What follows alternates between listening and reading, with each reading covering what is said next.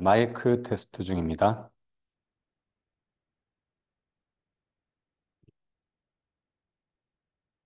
하나, 둘, 아, 마이크 테스트.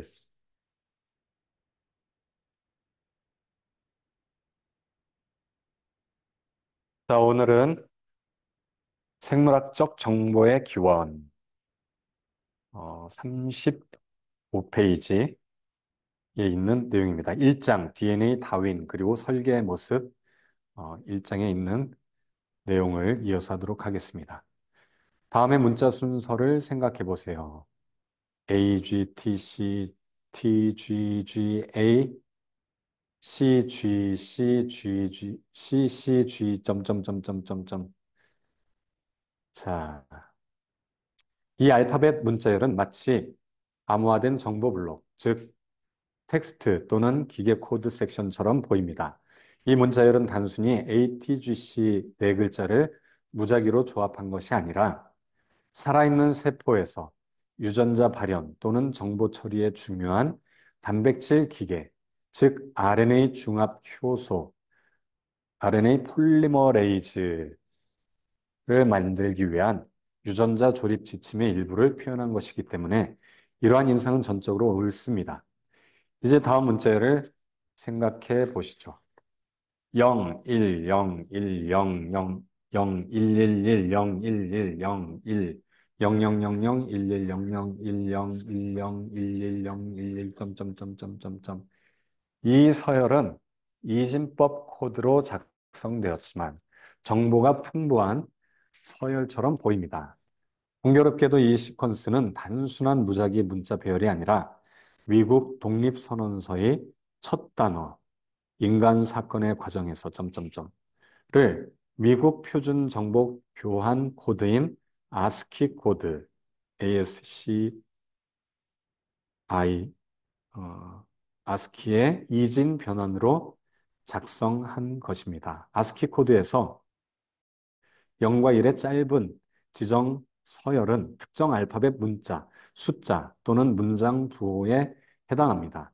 이 두 가지 인코딩된 암호화된 정보 블록은 서로 다른 규칙을 사용하지만 하나는 아스키 코드, 다른 하나는 유전자 코드, 유전 암호를 사용함.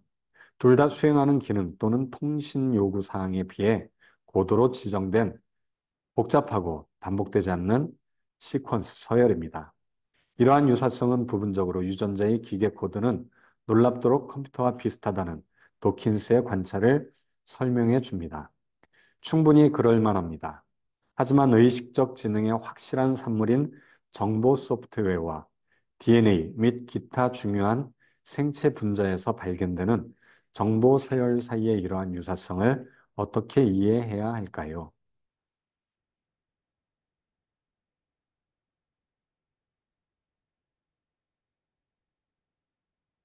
다음 단락입니다. 수수께끼 소개, 수수께끼 서론, 인트로덕션. 저는 1985년 텍사스주 달라스에서 젊은 과학자로서 DNA 수수께끼를 처음 접했습니다. 당시 저는 대형 다국적 석유회사 중 한 곳에서 일하고 있었습니다. 몇 년 전 유가가 급등하고 대학에서 물리학 및 지질학 학위를 받고 졸업할 즈음 탐사 지구 물리학자로 채용되었습니다. 제 업무는 텍사스 석유회사 직원들의 표현을 빌리자면 진흙 속에서 송곳을 찾는 일이었습니다. 저는 물리학 및 지질학을 전공했지만 생물학을 충분히 접했기 때문에 DNA가 어떤 역할을 하는지 알고 있었습니다. 세포에서 단백질을 만들기 위한 명령어 세트, 즉 정보를 저장하고 네 글자로 이루어진 화학 알파벳 AGTC겠죠. 를 사용하여 생물의 유전 형질을 전달한다는 것을 알고 있었죠. 그럼에도 불구하고 많은 과학자들과 마찬가지로 저도 DNA나 그 안에 담긴 정보가 어디에서 왔는지 생각해 본 적이 없습니다. 누군가 물어본다면 진화와 관련이 있다고 말하겠지만 그 과정을 자세히 설명할 수는 없었습니다. 1985년 2월 10일, 저는 저만 그런 사람이 아니라는 사실을 알게 되었습니다. 그날 저는 세계적인 과학자 몇 명 앞에 앉아 지루한 과학적, 철학적 질문에 대해 토론하고 있는 제 자신을 발견했습니다. 지구상 최초의 생명체는 어떻게 생겨났을까? 전날 저녁까지만 해도 저는 이 토론이 열리고 있는 컨퍼런스에 대해 전혀 알지 못했습니다. 저는 하버드 천문학자가 빅뱅 이론에 대해 강연하는 서던 메소디스트 대학교의 다른 행사에 참석하고 있었기 때문입니다. 그곳 저는 다음날 우주의 기원, 생명의 기원, 인간 의식의 본질이라는 세 가지 큰 과학적 질문을 다루는 컨퍼런스가 열린다는 소식을 들었습니다. 이 컨퍼런스에서는 서로 다른 철학적 관점을 가진 과학자들이 모여 각각의 문제를 놓고 논쟁을 벌일 예정이었습니다. 다음날 아침 저는 컨퍼런스가 열리고 있는 다운타운 힐튼에 들어섰고 과학자들이 몰랐던 사실에 대한 놀라운 토론을 들었습니다. 저는 많은 교科서에서 읽었던 것과는 달리 생명의 기원에 관한 주요 과학 전문가들이 이 생명이 처음 어떻게 생겨났는지에 대해 만족할 만한 설명을 하지 못한다는 사실에 놀랐습니다. 그 주말에 댈러스에 모인 많은 전문가들은 화학적 진화라고 부르는 이론, 즉 최초의 살아있는 세포가 원시 바다의 단순한 화학 물질에서 어떻게 생겼는지에 대한 적절한 이론이 없다는 것을 공개적으로 인정했습니다. 그리고 그들의 토론을 통해 화학적 특성의 신비한 배열을 가진 DNA가 이러한 교착 상태의 핵심 원인이라는 것이 분명해졌습니다. 이 토론은 제 커리어의 방향을 바꾸어 놓았습니다. 그의 말 저는 2월에 그날 처음 접한 질문을 조사하기 위해 부분적으로는 영국 캠브리지 대학으로 옮길 준비를 하고 있었습니다. 겉으로 보기에 저의 진로 변경은 이전의 관심사에서 급진적으로 벗어난 것처럼 보였고 제 친구와 가족도 그렇게 받아들였습니다. 석유회사 지구물리학은 매우 실용적이고 상업적으로 연관성이 높은 응용과학 분야였습니다. 지구 표면을 성공적으로 연구하면 석유와 가스를 발견해 수백만 달러의 수익을 올릴 수 있었으니까요. 그러나 생명의 기원은 상업적으로나 실용적으로 직접적인 이익이 거의 없거나 전혀 없는 난해한 이론적 문제였습니다. 기원에 대한 이야기는 정말 어, 직접적인 이익, 돈이 된다거나 거의 돈이 되지 않고 또 이론적 문제 해결하기 위해서 문제를 갖고 있다. 동의합니다, 전적으로. 쉽지 않죠. 이걸로 뭐 우리가 이익을 얻기는 쉽지가 않습니다. 어, 어떤 재정적인 이익이 쉽지가 않습니다. 그럼에도 불구하고 당시에는 그 전환이 전적으로 자연스러워 보였습니다. 아마도 제가 오랫동안 더 큰 철학적 문제를 제기하는 과학적 질문과 발견에 예, 관심을 가져왔기 때문.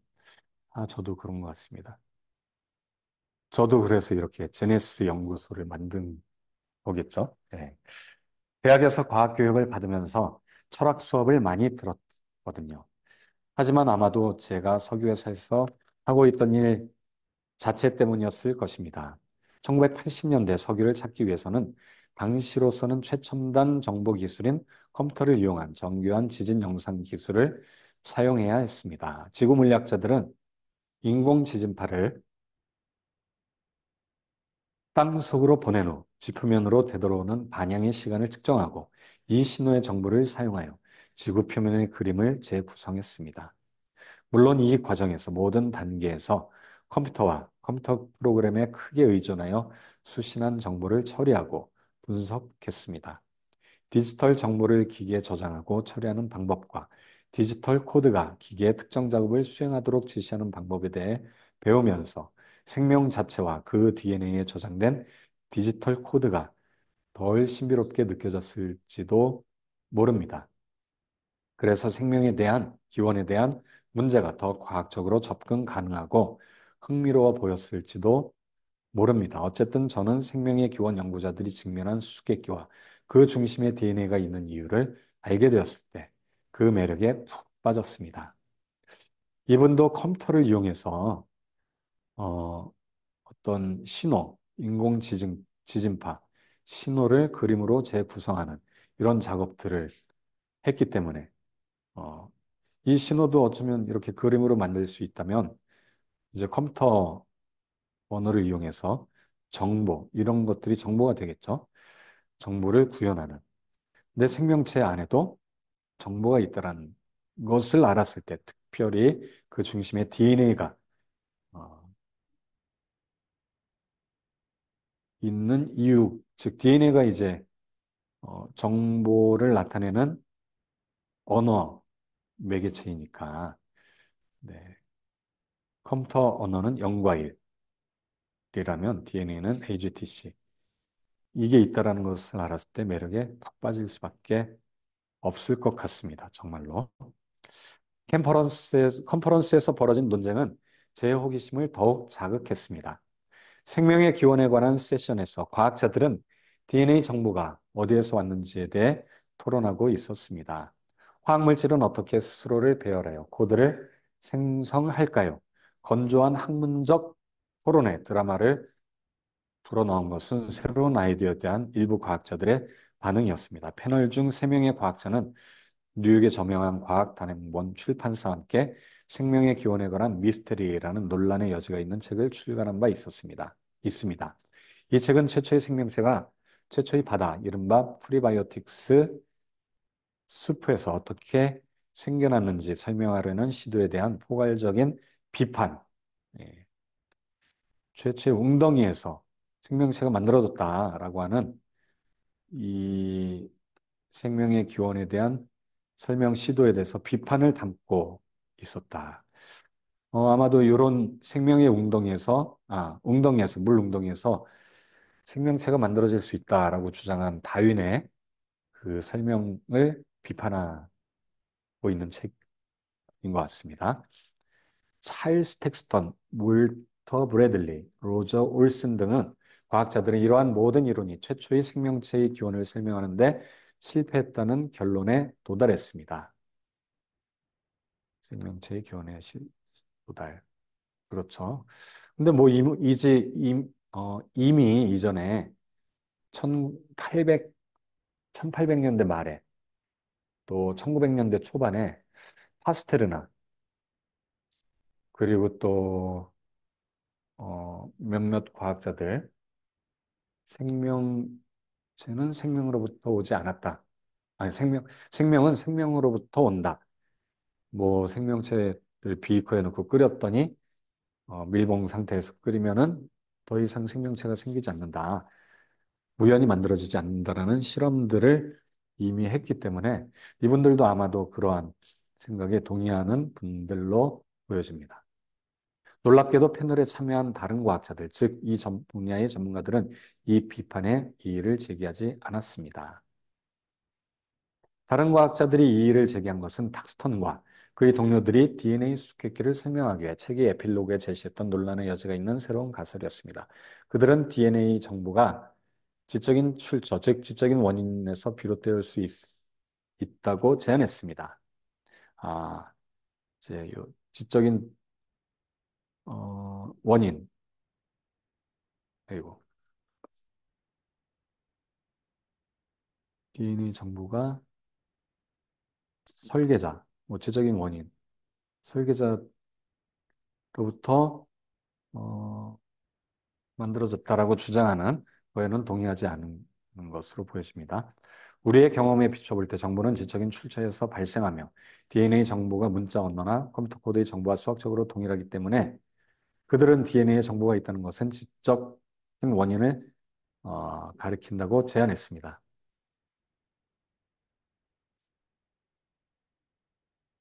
예. 이제 다른 과학자들이 이것에 대해서 이제 이의를 제기한 것이라는 거죠. 하지만 이제 탁선과 그의 동료들은 지적인 원인이 존재한다. 또 프로그램이 있고 컴퓨터 코드를 이용해서 이런 정보가 있다라는 것은 정보를 통해서 여러 그림을 만든다든지 프로그램을 만든다라는 것은 프로그래머가 있다라는 것, 지적인 원인이 있다라고 어, 제안하고 있다라고 볼 수가 있겠죠. 우리 이성적으로 생각해 본다면. 여기서부터 불꽃 튀는 논쟁이 시작되었습니다. 패널에 있던 다른 과학자들은 평소와 달리 방어적이고 적대적인 태도를 보였습니다. 샌디에이고 캘리포니아 대학의 러셀 둘리틀 박사는 세 명의 저자가 생명 기원의 실험의 진행 상황에 만족하지 않는다면 실험을 해야 한다고 제안했습니다. 패널 중 탁스턴의 가설을 지지했던 또 다른 과학자는 샌프란시스코 주립대 딘 캐년 교수는 자신이 그러한 실험을 많이 수행한 선도적인 생명기원 연구자였다는 사실은 신경 쓰지 않았습니다. 둘리틀은 새 과학자의 뛰어난 업적에도 불구하고 무언의 관습을 위반한 신진 과학자로 여겼음이 분명했습니다. 네.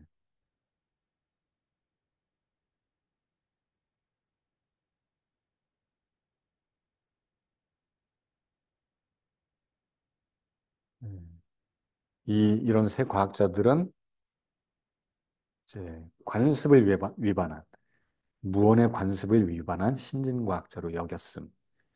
예. 창조과학자, 지적 설계자라고 이렇게 생각했다라는 것이겠죠. 지금의 언어로 따진다면. 하지만 적어도 제 눈에는 새 책의 저자들이 지적 주도권을 쥐고 있다는 사실도 분명했습니다. 그들은 적어도 직관적으로 그럴듯해 보이는 대담한 새 아이디어를 제시한 반면 현상 유지를 옹호하는 사람들은 이 새로운 설명에 대해 그럴듯한 대안을 제시하지 못했습니다. 대신 현상 유지 옹호자들은 새로운 비판의 타당성을 받아들일 수밖에 없었습니다. 그들이 할 수 있는 것은 신생 기업들이 너무 일찍 포기했다고 비난하고 시간을 더 달라고 호소하는 것뿐이었습니다.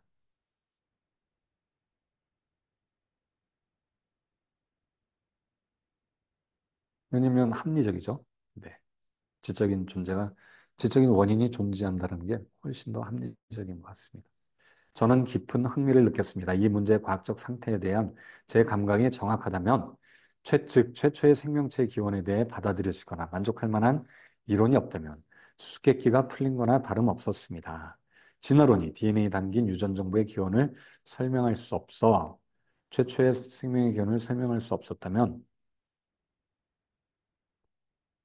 우리가 당연하게 여기는 것이 미스테리 이야기의 중요한 단서가 될 수도 있었습니다. 이중나선의 모양이 특징인 DNA는 문화적 아이콘입니다. 우리는 뮤직비디오와 현대 미술부터 과학 다큐멘터리, 형사소송에 관한 뉴스 기사까지 모든 것에서 나선을 볼 수 있습니다. 우리는 DNA 검사를 통해 유죄무죄, 친자관계의 먼 혈연 관계를 입증할 수 있다는 것을 알고 있습니다. DNA 연구가 많은 질병을 이해하는 열쇠를 쥐고 있으며 DNA를 조작하면 식물과 동물의 특징을 바꾸고 식량 생산을 늘릴 수 있다는 사실도 알고 있습니다. 너무 중요한 예인 것 같죠? DNA 검사를 통해 DNA가 이제 지문이죠. 생명의 지문. 생명의 지문. 그래서 친자 확인. 그리고 거기에 있는 DNA 어떤 범죄 현장에 DNA가 있다면 그 사람의 DNA가 있다면 그 DNA의 주인이 뭔가 그 범죄에 연루돼 있을 가능성이 아주 높죠. 결정적인 증거가 될 수 있습니다. 재판에서. DNA 연구가 많은 질병의 열쇠를 쥐고 있죠. DNA가 망가지면 문제가 생긴다는 것, 또 조작하면 또 바꿀 수 있다는 것. 우리 대부분은 DNA가 무엇이고 어떤 기능을 하는지 대략적으로 알고 있습니다. 하지만 그것이 이제 어떤 기능, 게놈 프로젝트, 그리고 또, 이제 프로테오믹스, 단백질, 게놈 프로젝트 이후에 또 단백질 정보에 대해서, 유전자 정보에 대해서 또 연구들이 계속 이어져 왔습니다. 이런 것들은 우리가 DNA가 무엇이고 어떤 기능을 하는지 대략적으로 알고 있다는 거죠. 하지만 그것이 어디에서 왔는지, 어떻게 처음 생성되었는지에 대해서는 우리가 아직 모르는 것 같습니다. 아무것도 모르는 것일까요? 어쩌면 모른 채 하는 것일까요? 찰스 텍스턴, 아까 그분인가 보네요. 지적인 원인이 존재한다. 이 회의에서 일어난 논쟁은 이중나선과 그 안에 담긴 디지털 코드를 둘러싼 친숙함과 신비함의 기묘한 조합에 대해 깨닫게 해 주었습니다. 이 회의 여파로 저는 생명기원에 관한 토론에 참여한 과학자 중 한 명이 달라스에 살고 있다는 사실을 알게 되었습니다.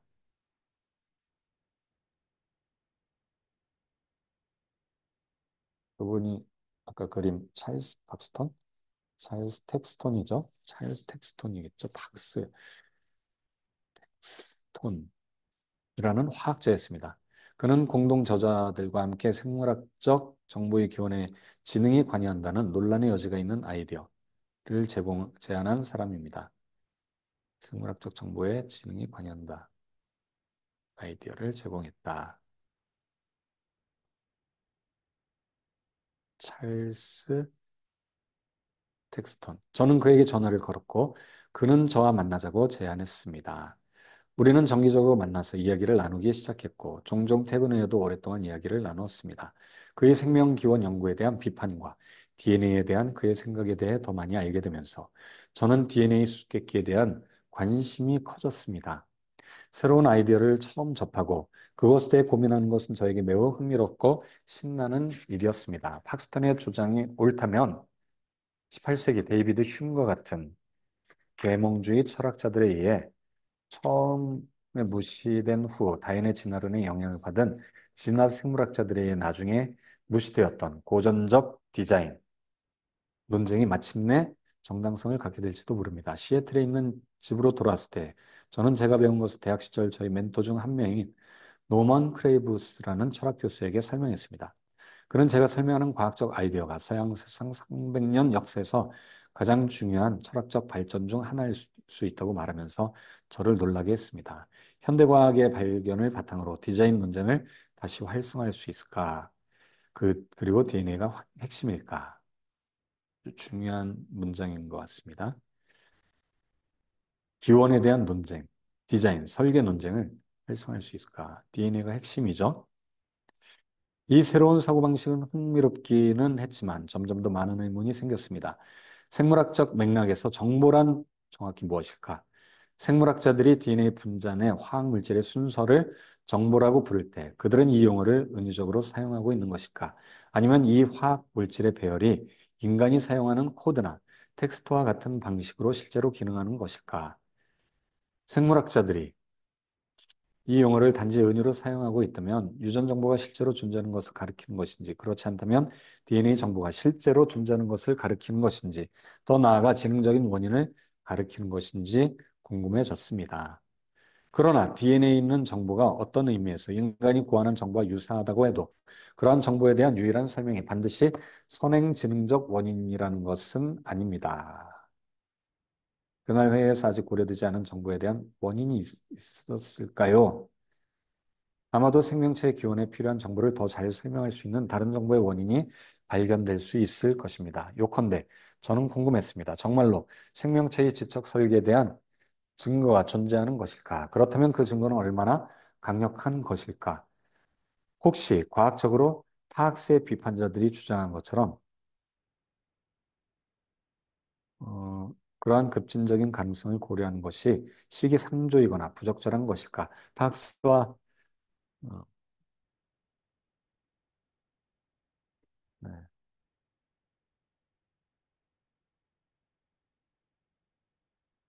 타학스, 네,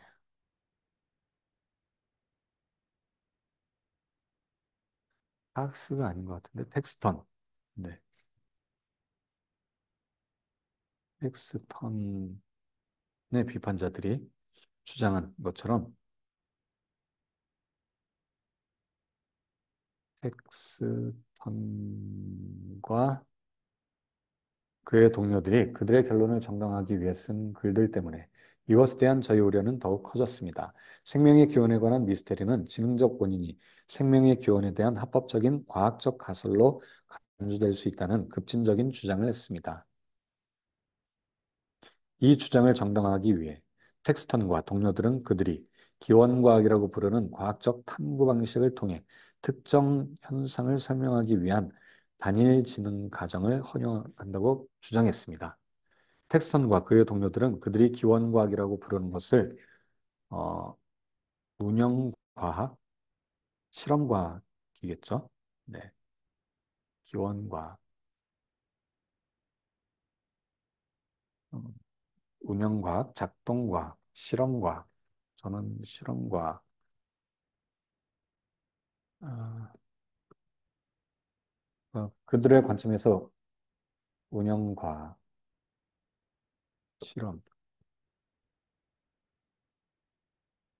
과학은 우주의 지속적인 운영에 초점을 맞춥니다. 이 과학은 행성의 움직임과 물리학과 화학의 일반 법칙으로 설명할 수 있는 화학 반응과 같은 반복되는 음, 실험과학이라고 했는데 이 작동이 더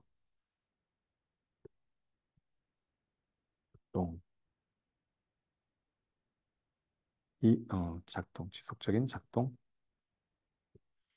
이 과학은 행성의 움직임과 물리학과 화학의 일반 법칙으로 설명할 수 있는 화학 반응과 같은 반복되는 현상을 설명합니다. 반면 기원과학은 우주기원, 그랜드 기해년의 형성, 고대 도과 농업의 발명과 같은 독특한 역사적 사건과 그 사건의 원인을 다룹니다. 텍스턴과 그의 동료들은 기원과학에서 지적 원인, 추론하는 것은 합법적이라고 주장했습니다. 왜냐하면 그러한 과학은 단일 사건을 다루고 지능적 행위자의 행동은 일반적으로 독특한 사건이기 때문입니다. 반면에 그들은 운영 과학에서 지능적 원인을 언급하는 것은 합법적이지 않다고 주장했습니다.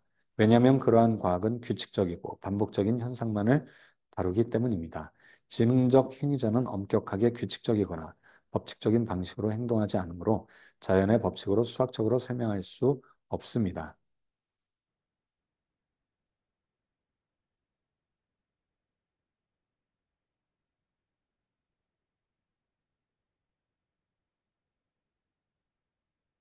그들의 용어가 다소 번거롭기는 하지만 직관적으로 명백한 차이를 포착하는 것 같았습니다. 그러나 여전히 의문이 있었습니다. 팍스톤이 아니라 텍스톤이겠죠? 네, 텍스턴. 그 이름을 바꿔버리네. 텍스톤은 실험과 작동과학의 이론은 그들이 설명하는 반복 현상에 대해 쉽게 검증할 수 있다고 주장했습니다. 규칙성은 예측을 가능하게 합니다. 반복 현상을 설명하는 이론이 정확하다면 특정 시간 또는 통제된 실험실 조건에서 그 현상의 미래 발생을 예측할 수 있어야 합니다. 그러나 기원 이론은 독특한 사건을 다루기 때문에 그러한 예측을 하지 않습니다. 이런 이유로 텍스토는 그런 이론을 음, 검증될 수 없다고 생각했습니다. 그렇죠. 기원에 대한 거는 과거에 대한 이론은 그럴듯한 결론을 도출할 수는 있지만 그럴듯한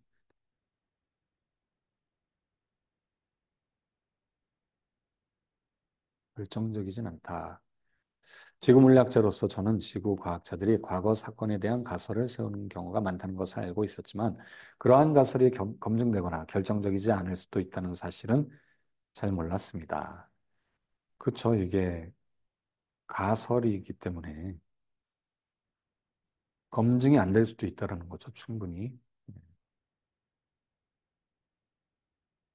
공룡이 인간보다 먼저 존재했고 농업이 마지막 빙하기 이후에 생겨났다고 생각하는 데는 과학적으로 타당한 이유가 있습니다. 그러나 텍스톤의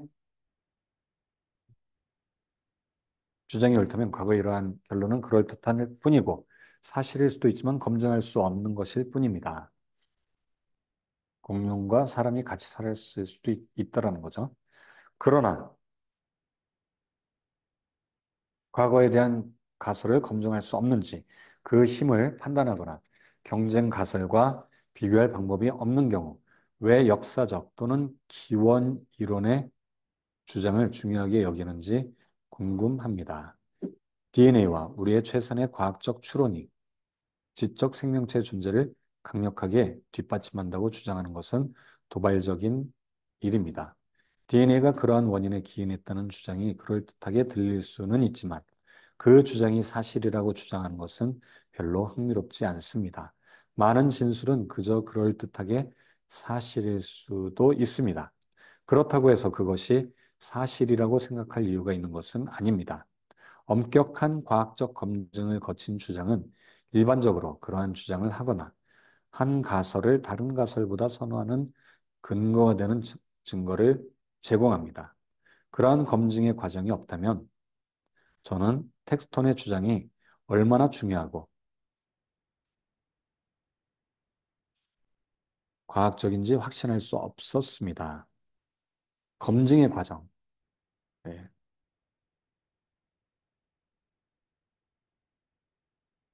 DNA가 지적 생명체 존재를 강력하게 뒷받침한다는 주장. 음. 근데 이 주장도 검증 과정이 없다면 어, 중요성과 과학성을 확신할 수 없다. 그 이야기인 거죠. 그래도 저는 그 문제에 대해 깊이 매료되었습니다. 1985년 9월 저는 석유 가격이 배럴당 32달러에서 8달러로 떨어졌기 때문에 석유 회사에서 해고될 것이라는 사실을 알게 되었습니다. 저는 이상하게도 안도감을 느꼈습니다. 저는 회사가 제공한 다소 넉넉한 퇴직금을 사용하여 프리랜서 과학 작가로 활동하기 시작했습니다. 그러나 활동을 시작한 지 얼마 되지 않아 영국에서 공부할 수 있는 로타리 장학금을 받았다는 사실도 알게 되었습니다. 그 다음에 봄, 얇은 항공편 편지가 도착했습니다. 그 편지에는 제가 캠브리지 대학에서 과학의 역사와 철학을 공부할 수 있도록 입학 허가를 받았다는 내용이 적혀 있었습니다. 이 과정을 통해 저는 오랫동안 저를 매료시켰던 과학과 철학의 교차점에서 많은 질문을 탐구할 수 있게 되었습니다. 또한 찰스 텍스턴과의 토론에서 제기된 질문에 대해서도 조사할 수 있게 되었습니다. 과학자들은 생물학적 기원을 연구하기 위해 어떤 방법을 사용합니까? 역사적인 과학적 탐구에 득한 방법이 있습니까? 그리고 과학적 증거는 생물학적 정보의 기원과 생명의 기원에 대해 무엇을 말해주고 있을까요? 생명의 지적 설계에 대해 엄격한 과학적 논증을 할 수 있을까요? 저는 결국 생명의 기원, 생물학에 관한 박사학위 논문을 완성했습니다. 이분은 기원에 대한 어, 생명의 기원에 대한 생명의 기원, 생물학에 관한 박사학위. 그게 아마도 지금 이 책에 있는 내용들이 아닐까 추측을 해봅니다. 이 논문에서 저는 생명의 기원에 관한 과학적 사상의 역사뿐만 아니라 과학의 정의와 과학자들이 과거를 연구하고 추론한 방법에 대한 질문도 조사할 수 있었습니다. 현재의 논란, 제가 영국으로 떠나기 전에는 알지 못했지만 닥터 어, 어, 텍스턴 텍스톤 박사죠. 텍스톤 박사의 아이디어에 대해 제가 가졌던 두 가지 주요 질문, 즉 과학적인가, 그리고 그 증거는 얼마나 강력한가라는 어, 이제 지적인 원인이 존재한다는 거에 대한 거겠죠. 지적인 원인, 지적 설계자가 존재한다는 건 과학적인가, 그리고 그 증거가 얼마나 강력한가, 존재하는가. 존재한다면 그 증거가 얼마나 강력한가? 라는 질문은 20년 후 국제적 논란의 중심에 서서 주류 언론, 법원, 과학계, 출판 및 영화 산업에 관심을 끌게 되었습니다. 2005년 연방 판사는 펜실베니아주 도보에 있는 공립학교 과학 학생들이 생명체가 지능적인 원인을 가리킨다는 개념을 배울 수 없다고 판결했습니다. 그 이유는 그 개념이 과학적이지도 않고 검증할 수도 없기 때문이었습니다. 국립과학 아카데미원 미국 과학진흥협회와 같은 주류과학 단체들도 비슷한 성명을 발표했습니다.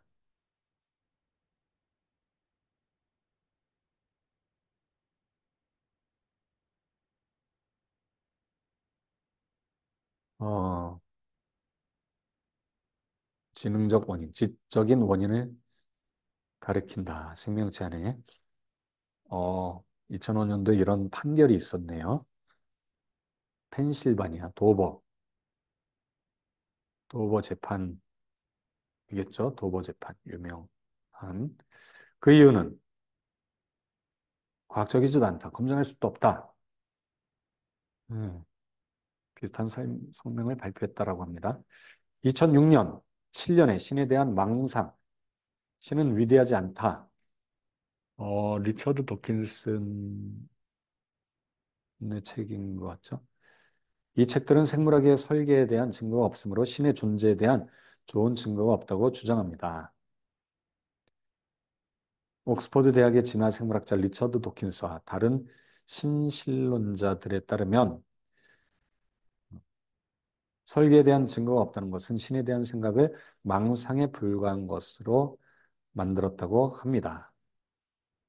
2008년 현재 지적 설계 이론으로 알려진 것을 둘러싼 이 영화관과 논란이 영화관과 비디오 대여점 후보자의 기자회견으로 옮겨갔습니다. 그리고 올해는 다윈 탄생 200주년과 종의 기원 150주년을 맞이하는 해로 다윈 자신이 제기했던 주요 질문인 생명은 설계된 것인가 아니면 설계된 것처럼 보이는 것인가 가 과학자, 학자, 교사, 언론, 평론가들이 그 유산을 평가하면서 다시금 주목받고 있습니다. 그렇다면 이때 현재라는 거는 올해가 아마 2009년이겠죠? 음.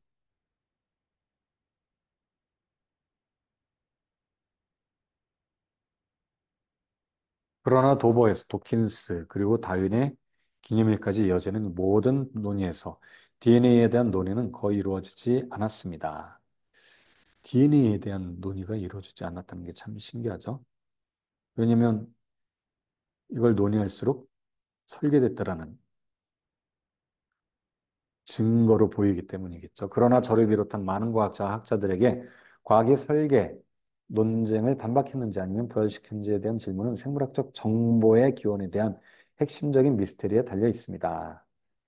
이 정보의 기원, 정보는 어디에서 온 것인가? 미스테리겠죠. 예. 이 책은 DNA의 수수께끼를 풀기 위해 이루어진 여러 번의 시도를 살펴보고 그 자체로 해결책을 제시합니다. 자, 그래서 이제 이런 논쟁이 있다. 그래서 DNA에 대한 이야기가 앞으로 또 많이 나오겠죠. DNA가 아주 중요한 설계의 증거다.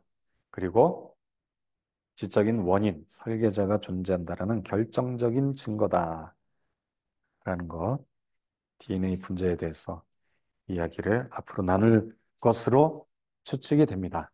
자, 오늘은 여기까지 어, 세포 속의 시그니처 책 1장 DNA, 다윈, 그리고 설계의 모습에 대해서 같이 나눴습니다. 세포 속의 시그니처 책 스터디 1장 뒷부분입니다. DNA, 다윈, 그리고 설계 출현 제목으로 먼저 나누도록 하겠습니다. 우리 요약입니다. DNA와 다윈, 그리고 설계 출현 요약.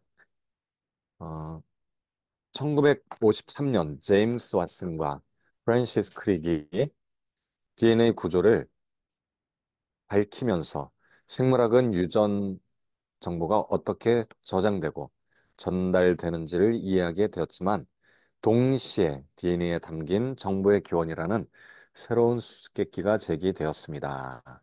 다윈은 종의 기원에서 생물의 정교한 구조가 자연 선택과 무작위 변이, 돌연 변이에 의해 설명될 수 있다고 주장하며 설계의 외관은 환상일 뿐이라고 여겼습니다. 하지만 DNA가 정보를 저장하고 있으며 그 정보는 인간이 만든 컴퓨터 코드나 언어처럼 구체적인 목적을 위한 배열을 가지고 있다는 점이 밝혀지면서 단순한 무작위적 과정으로 이 정보를 설명할 수 있는가에 대한 의문이 커졌습니다. 크릭의 서열 가설에 따르면 DNA는 일종의 언어 또는 코드로 기능하며 리처드 도킨스와 빌 게이츠도 DNA가 컴퓨터처럼 작동한다고 언급했습니다.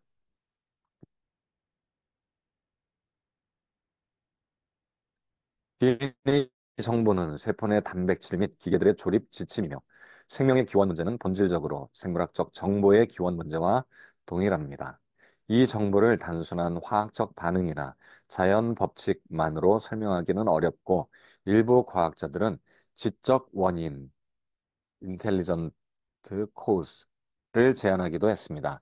이는 과학계에서 논란이 되었으며 특히 생명의 기원의 미스테리라는 책은 기존의 화학적 진화 이론들을 비판하고 설계를 고려할 것을 제안했습니다.